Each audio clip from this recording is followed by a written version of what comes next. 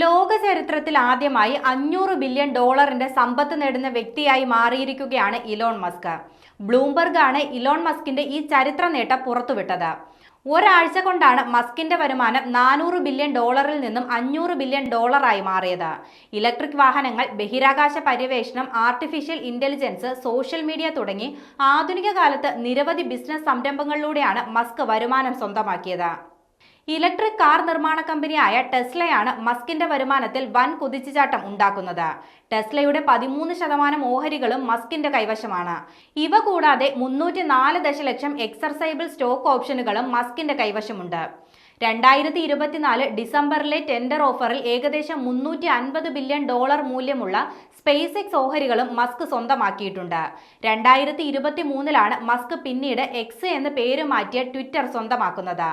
$44 billion Elon Musk X സ്വന്തമാക്കിയത്. ഇതിന്റെ 79% ഓഹരികളും മസ്കിന്റെ പേരിലാണെന്നാണ് റിപ്പോർട്ടുകൾ. കൂടാതെ Neuralink, XAI, the Boring Company എന്നിവയിലും മസ്ക് ഓഹരികൾ സ്വന്തമാക്കിയിട്ടുണ്ട്. 2021 മസ്ക് ലോകത്തിലെ ഏറ്റവും ധനികനായി മാറിയത്. അമേരിക്കൻ തിരഞ്ഞെടുപ്പിൽ ട്രംപിന് വേണ്ടി മസ്ക് ക്യാമ്പയിൻ നടത്തിയതും ട്രംപ് വിജയിച്ചതും കൂടുതൽ നിക്ഷേപകരെ കമ്പനിയിലേക്ക് ആകർഷിച്ചതായാണ് റിപ്പോർട്ടുകൾ. 2004 മസ്ക് ടെസ്ലയിൽ ഇൻവെസ്റ്റ് ചെയ്യുന്നത്.